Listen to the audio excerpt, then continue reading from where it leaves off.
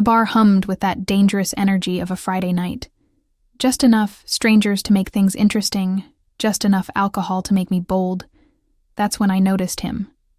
Ryan Tallwith, that confident lean against the counter, that said he wasn't in. A hurry, his eye tracked me in a way that didn't feel predatory, just intensely interested when he finally approached. It wasn't with some cheesy pickup line, just a simple, "That drink looks dangerous." As he nodded to my cocktail, his voice had that rich warm timbre that you feel more than hair. But what really got me was how he stood close enough that I caught his cologne something woodsy with a hint of spice but not crowding me. Then it happened as he reached for his drink.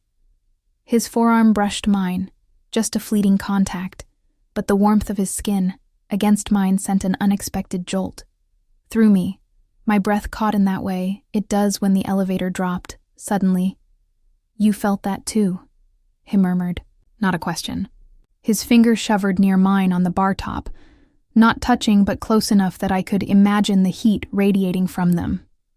When I dared to glance up, his gaze was locked on my mouth, then slowly traveled up to meet my eyes with a look so full of unspoken promises that my cheeks flushed. In that moment, I knew this wasn't going to be one of those forgettable bar encounters. The air between us crackled with something I hadn't felt in years, and when his pinky finger finally deliberately grazed mine, the spark traveled straight to my core. The night air tasted like possibility. As we stepped outside, Ryan produced a cigarette with a magician's flourish, and when he leaned in to light mine, the flame illuminated the sharp angle of his jaw. Our faces stayed close, just a heartbeat too long, close enough that I caught the faint scent of whiskey on his breath.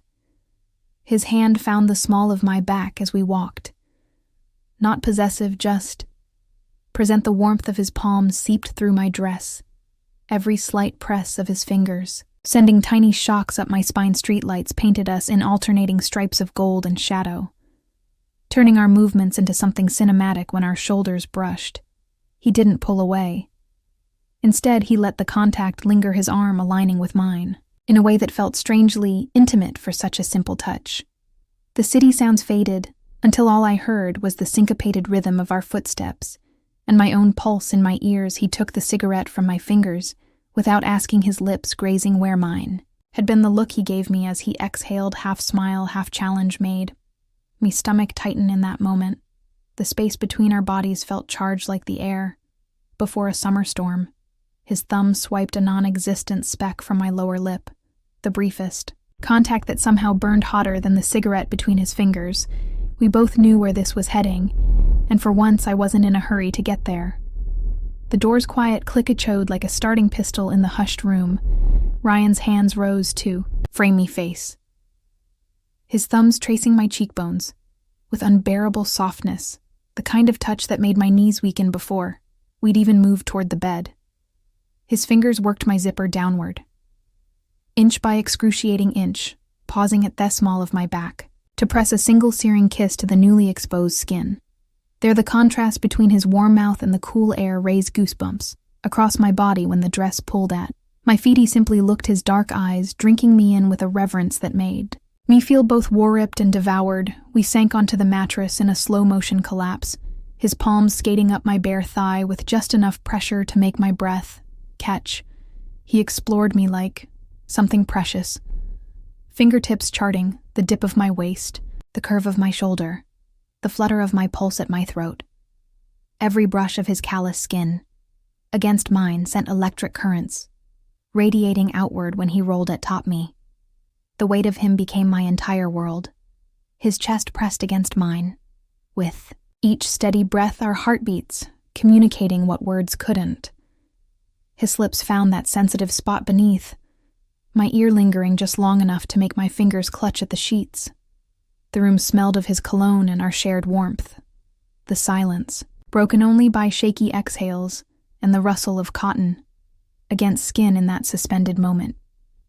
Before everything changed, his touch told me everything I needed to know. His fingers moved with deliberate precision. At my blouse's first button, a slow twist that sent anticipation coiling low in my stomach. Each released fastening revealed another inch of skin, his knuckles brushing against me with accidental intimacy that felt anything but accidental. The air between us grew thick with every exhale, my body responding. His unhurried exploration before he'd even touched me properly at the fourth button. He paused to trace the lace edge of my bra with one fingertip following, the curve where fabric met flesh.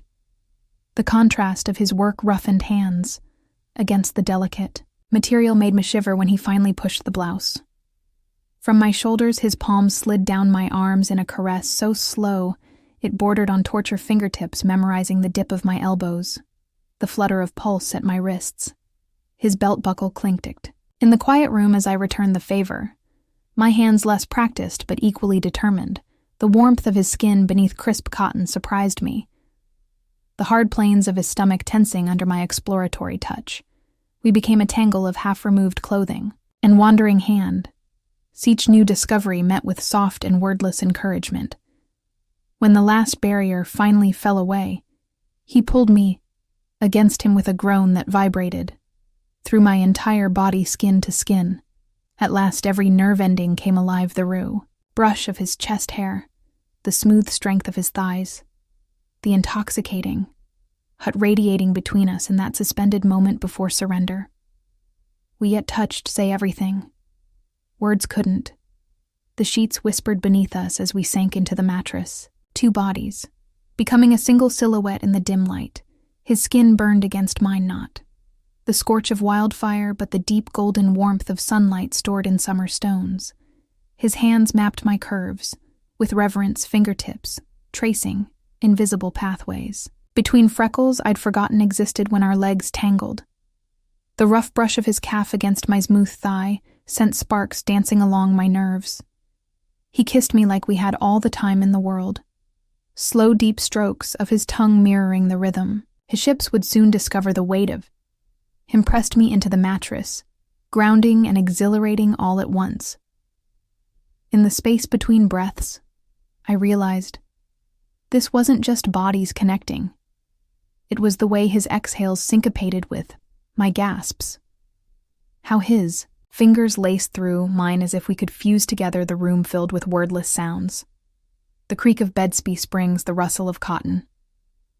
Our shared heartbeat pounding in the quiet, dark first light painted gold stripes across our tangled limbs. His arm lay heavy across my waist, possessive even in sleep, fingers twitching occasionally against my hip bone like he was checking I remained real. The sheet smelled of us, salt and vanilla, and something uniquely him. It traced the foreign landscape of his sleeping body, the ridge of a collarbone, shadowed in dawnlight, the surprising softness where thigh met hip.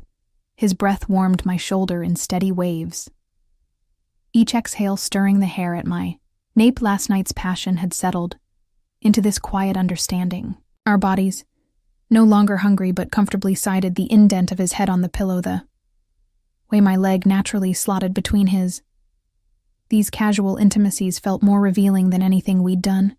In darkness, when his eyes finally fluttered open, that first sleepy smile contained 1,000 unspoken things. His thumb brushed my bottom lip in silent question. Outside, the city began to wake.